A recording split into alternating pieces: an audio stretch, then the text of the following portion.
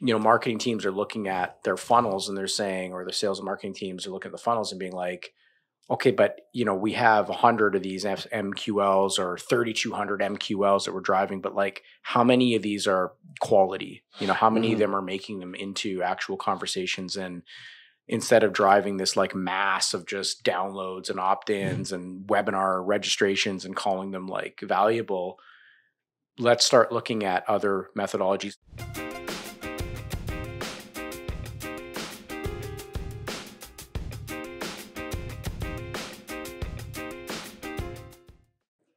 Wing It Podcast, goosedigital.com, episode 95. Who do we have? Kevin Butler. Michael Trixani. That's it. All right, it's Unhinged again. We don't have our revenue leader in the house because he's got some personal stuff that he's working on. Yeah, we don't have the full crew. That's okay. Yeah, nothing problematic. Just we'll power on. Had some dental work or something. I don't know what it was, but he's not here. Okay. It's okay. We'll power through it. Cool. So last one was good. We had some good feedback. Had some good feedback on the podcast. So that's good. It's informing the content strategy. So we're gonna continue a little bit on the same lines, but talking about kind of the whole quality over quantity thing, and just like, okay, when we're setting up these marketing programs now in 2024, not to sort of totally date this, but I think it's important because things are changing, the world's changing, is like, marketing teams are looking at their funnels and they're saying, or the sales and marketing teams are looking at the funnels and being like, okay, but we have 100 of these MQLs or 3,200 MQLs that we're driving, but like, how many of these are quality? How many of them are making them into actual conversations? And instead of driving this like mass of just downloads and opt-ins and webinar registrations and calling them like valuable, let's start looking at other methodologies. Some of which, by the way, is target accounts and salespeople leading their own initiatives to plow into it. I mean, I'm hearing this all over the place where it's like, salespeople went away from doing that for a number of years, just, thinking they were going to be fed leads and SQLs. And now they're saying, no, I have to build some of my own funnel has to come from sales, but also just like, let's hone that in a bit. Let's spend more time on a focused effort, smaller number of accounts. Let's look for activities that are higher quality that are going to, achieve, maybe a lower number of quote unquote deals. But if I only need to do 100 or I only need to do 50 in a year, okay, let's focus on driving a certain percentage more on our funnel, but let's not like drive 1,000 leads because we're trying to close 50 deals, right? Yeah. Or 2,000 leads because we're trying to close 50 deals. And in some cases, obviously, like 50 deals is big money. It's not, I'm not talking about like small deals necessarily. That could be several $1 million, if not many more than that. Depending on the size of your sales org, 50 deals in a lot of cases is probably not realistic. That's a big number. Like it's huge. Now, if you've got a huge sales team, okay, maybe you're right. But how many of those kinds of organizations are there really? And so we can get into that. But I do think 2024 is the year marketing grew up. Like it got real. Yeah. And, just for some context for our viewers and listeners, I think we kind of skew towards tech and tech marketing, and they're always kind of ahead of the curve as far as like early adopters on things, approaches, whether it's ABM or anything else, right? And I think what I started to see in the kind of Q3, Q4 of 2023 was that industries that aren't typically like ahead of the curve starting to move towards this quality over quantity. Sure. And certainly in the call the first 2.5 months of 2024, it's been a continuation of that. And I just kind of feel like, okay, it's not just these tech marketers who are just so far ahead saying these things. It's now kind of more traditional industries, in some cases, maybe like kind of legacy-ish industries. And I think we're all kind of sitting here saying, well, thank goodness, this is a good thing. And now, okay, the rise of near bound, all bound, and all that stuff. We always need new names for these same things. But I think it's finally about alignment at the end of the day between marketing and sales to do those right things.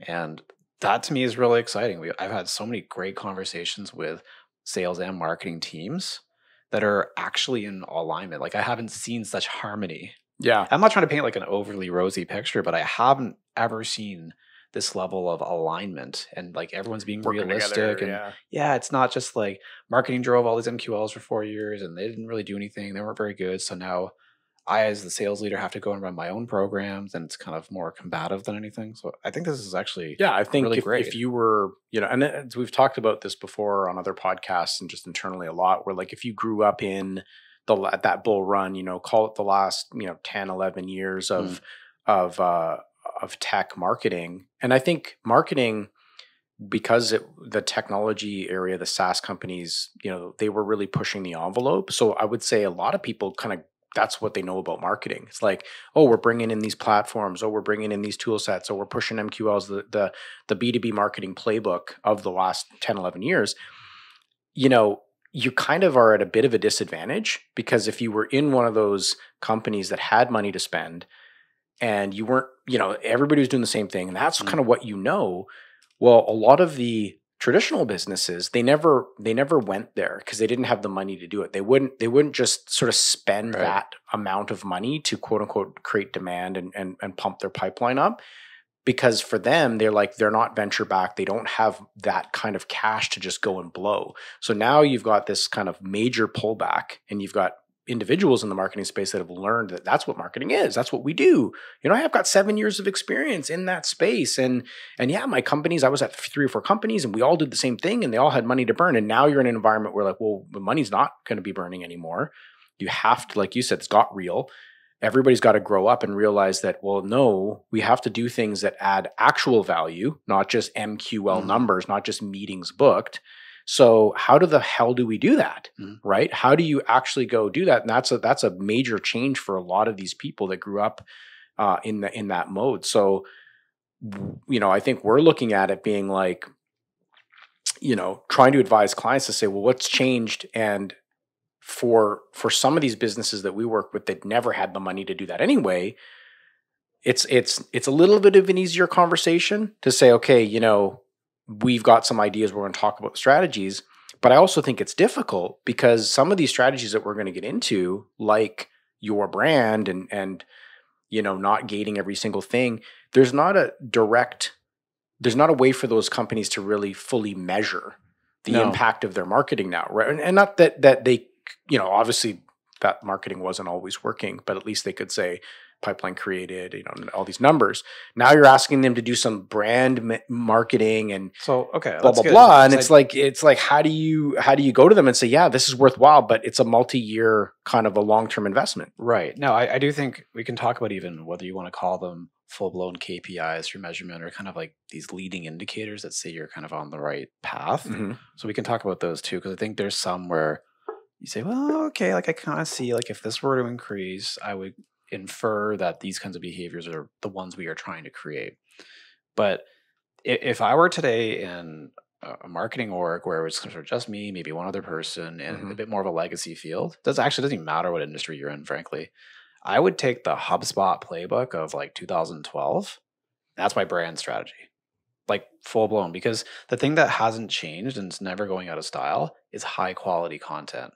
It can't be like overly promotional or celebratory to your brand. It can't have bias or be without objective perspectives. But if you have something interesting to say in your field, that's now kind of how you're going to position your corporate brand strategy.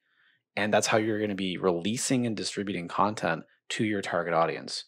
You're not going to gate it. You don't want anything to get in the way of your audience and reading this great piece or viewing this piece, depending on the type of asset that it is. But that's where I would start. And I think your paid strategy in a lot of cases, or as it relates to this stuff, is going to revolve around how do we distribute it to a very tight, narrow group of readers who think theoretically are your buyers or prospective buyers. I think you can do more high intent things if there's like a established category or market where there's a level of demand where you can buy keywords and things like that. But and those are probably a bit more sort of ready for sales, but that's what I would do. I would go about building my brand through high quality education, objective based content through your thought leaders at your organization. Perhaps you partner with other ones that are respected in the field. And I would start there. Yeah. Yeah. And I think that the business leaders, they have a revenue number. They're trying to grow, right? So they're like, okay, we know we're trying to add whatever, a couple $1 million a year in recurring revenue or just revenue general, whatever it happens to be. And I know that's going to roughly mean X number of deals, right? I've got a sales team. So there's a level of, hey, I'm kind of stumped now, where even our sales side of the house has to sort of rethink. It's like, okay, maybe we were doing some account management, maybe we were doing some proactive work, but even, COVID kind of got in the way of that a little bit too, right? So everybody's rethinking, being like, okay, sales has a role. Sales has to have account lists. They have to have in industries and people that they're trying to build relationships with. Marketing also has to have the same approach. Building relationships is really what we're talking about: content strategy, brand strategy, not pushing a downloadable or a lead, right? Mm-hmm. Together, hopefully what that means is that over time, you're gonna be like, oh, I know, Chris, I've heard of Goose Digital before. I've seen some content. You guys have been adding some value. That's really great. In fact, I've kind of been tracking you guys for a couple of years or maybe a year, right? So there's some level of awareness going on. I also think that there needs to be, like you said, some bottom of funnel activity. Yep. I think you have to still show up in some kind of a search. Now, that doesn't need to be paid search. That can be organic, so that people that are looking, right, and this can be not just in search, but in other forums and areas, that, your brand is there, right? But those two things, I think, I'm not saying middle of funnel has become like less of a thing, but I think there was a long period of time where people were driving all these top of funnel opt-ins, and they were trying to score, and they were trying to push them through programs, and they're trying to move them down and then throw a list over to sales. Hey, we got 100 people that have this score, go call them. And then sales was saying, well, yeah, we called them, but like they were just consuming our content, and like they're not even ready to buy, and like I'm wasting my time here. Right. I do think middle of the funnel, that somewhere between top of funnel, you got a name come in through your forum, and actually being ready for sales has long been the forgotten piece. It's really the secret sauce of any sort of marketing and sales program that more or less dictates success. Any lead that comes in through a website forum, they say, I really want to talk to you guys. I like your product. I have a need.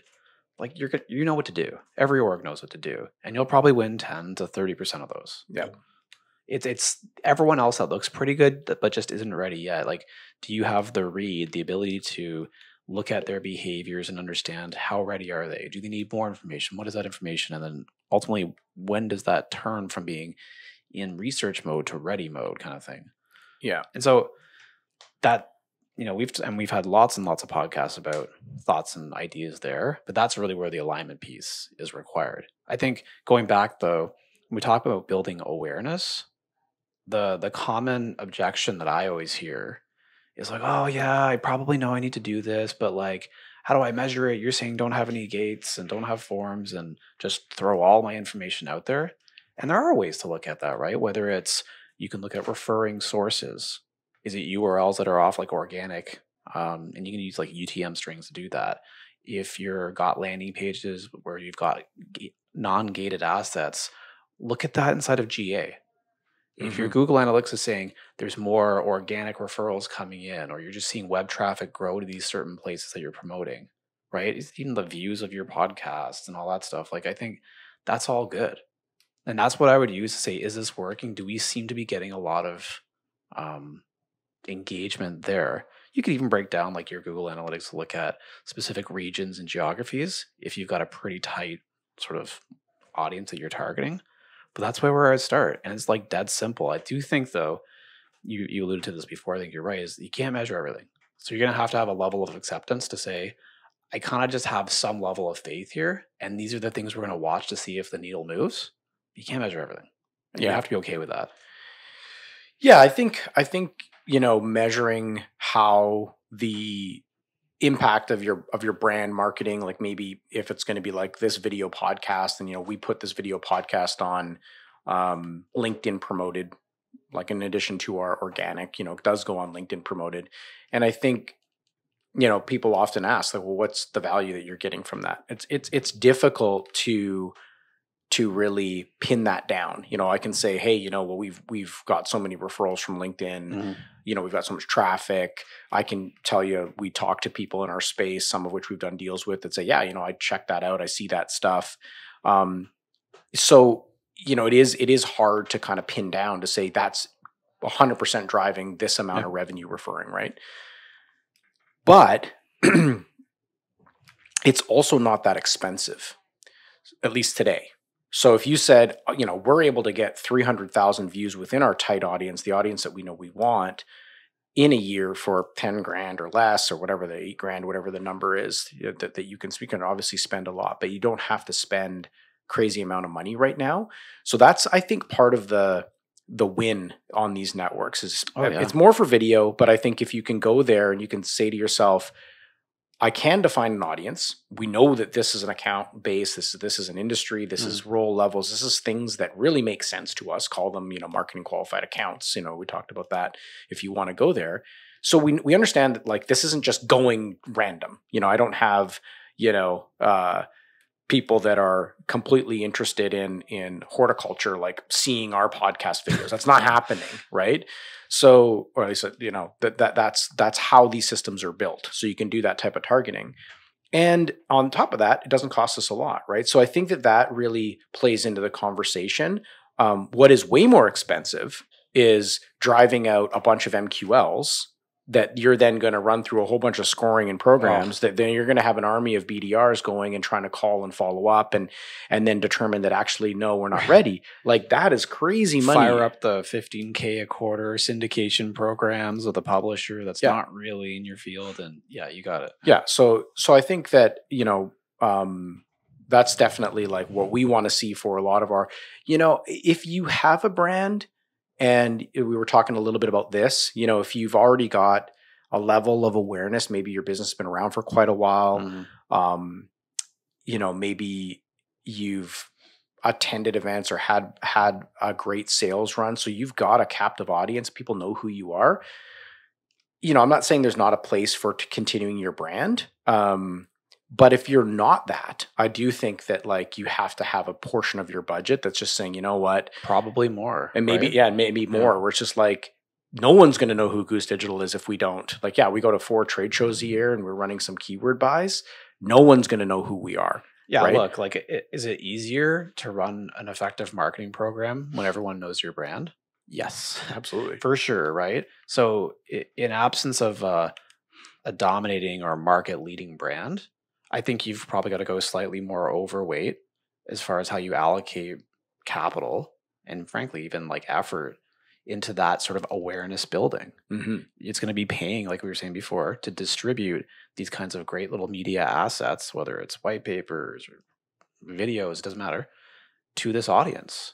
And I think that's okay. That's part of the marketing objective when you go all the way back to, like, why are we doing anything? It's, well, we need to build up our awareness and our brand in our space so that when our audience has a need for our products and services, we come top of mind. They start looking for us on Google. Yep. Because I definitely think Google is becoming some of that. Like, there's always people who will type in CRM agency. Okay. But there's also people who will look you up specifically. Sure. I talked to someone the other day. They said, we saw your name on the HubSpot vendor partner directory, and then pulled up another tab and typed in Google search Goose Digital. What came up? Yeah. So, like, where do you want to attribute that? Is it a search thing? Is it a partnership? So, yeah.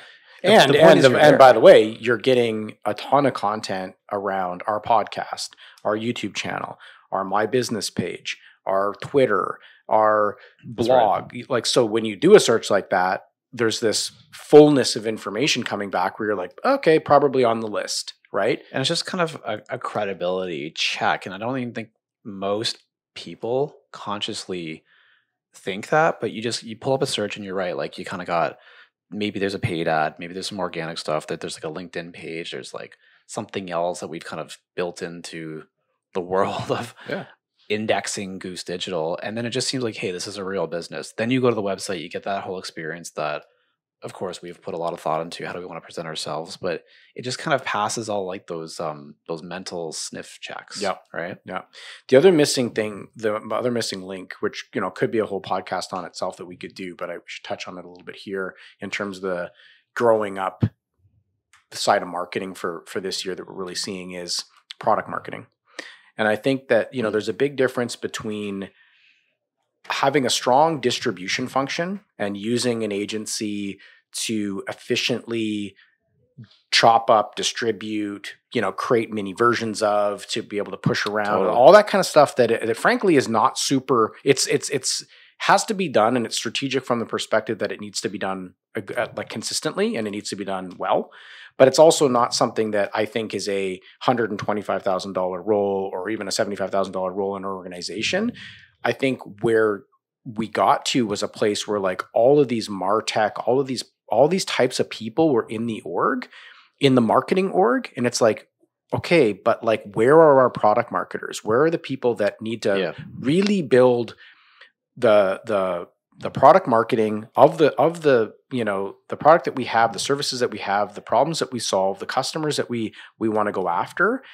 And I think it's a tilt back to like get rid of the people that were doing all this like plumbing work, have an agency like us. Cause you know, you're trying to outsource your product marketing. That's a problem. You know, you're trying to just give it to somebody else, you know, to write our brand. Not a good idea.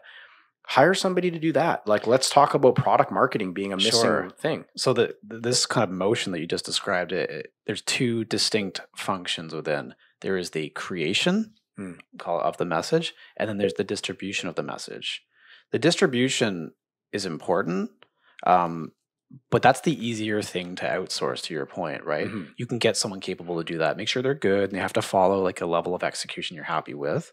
And there's thought and process behind that. But that part's like you can get a Goose or an equivalent to do that.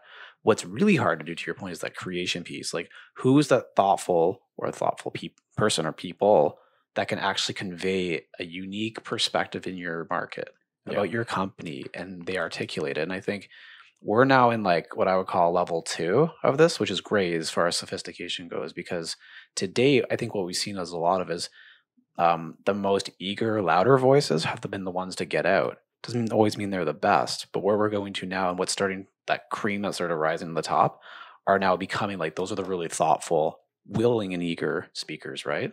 So you see tons of them. It's the Chris Walkers and stuff. It's like, not only is he out there and he's a good speaker, but what he's got to say is really interesting. It's very differentiating in the marketplace. I think he spends a lot of time making sure he doesn't say the same things as everyone else. Yeah. So great. He's a really great example of an ambassador for his brand. And I think every organization's got to go find who is that person for that. Maybe they need a really great host to bring them out of their chair a bit more, but you need someone in that org. And I'm pretty sure most organizations have that. Some are a bit more reluctant to speak. They're not as comfortable, and I understand. Yeah. But this is what's important now. And I think we hear this time and time again, is prospective buyers, they want to get to know your organization. So this is kind of like a mini audition of sorts, right? When you start hearing some of the leaders and the spokespeople talking, that's how they're getting to know you. Yeah. And I think that it's not like lost on many organizations. I think there's some that probably have prioritized product marketing, you know, just as heavily as they prioritize building their, you know, B2B marketing playbook and all the pieces that they would need to push. But certainly within our circles, we are seeing a shift where there's more of a recognition that, well, actually our content really wasn't, you know, representative of what we do, how we do it, our product or our services.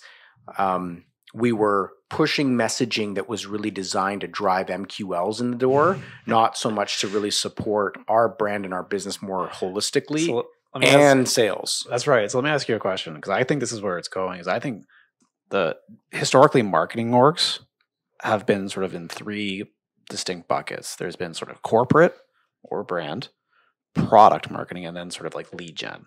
Yeah. I think product marketing and corporate are starting to merge together a lot closer. And like we said at the top of this episode, I think your product marketing is the new brand marketing. Yeah, I think so. For a lot of organizations, I mean, maybe we're talking about super large orgs and people that may still need that distinction at certain levels because of the complexity of the size.